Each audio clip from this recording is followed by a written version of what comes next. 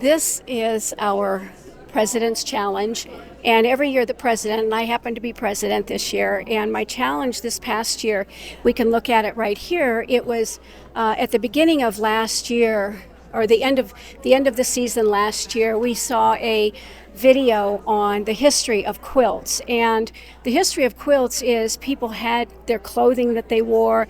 They would then, when they got rips and tears in it or wore out the elbows, they took other fabric and fixed it.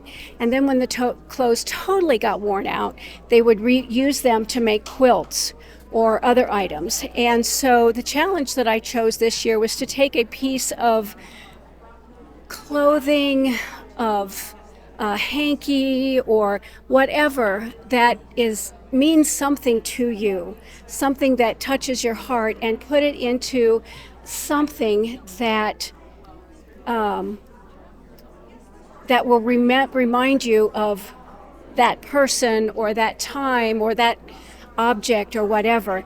So you can see that when you read the stories, this one is really special because Becky Douglas was part of Rincon for many, many years, and she helped her husband Steve Douglas with the video and audio at all of our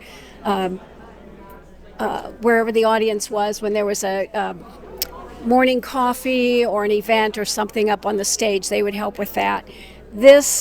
She died about a year ago, right around a year ago right now.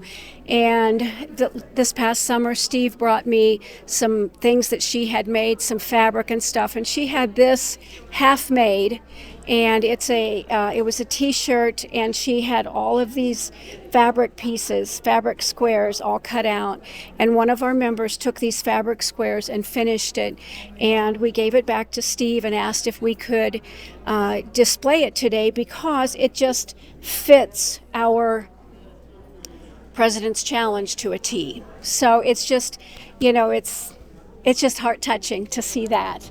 And then you can see the stories of everything that is meaningful to people. As you walk along here, the stories are just very interesting.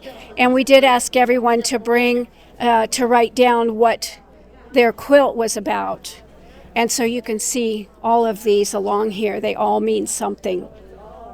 This one is a rosary of her father that she got from her grandmother when he died.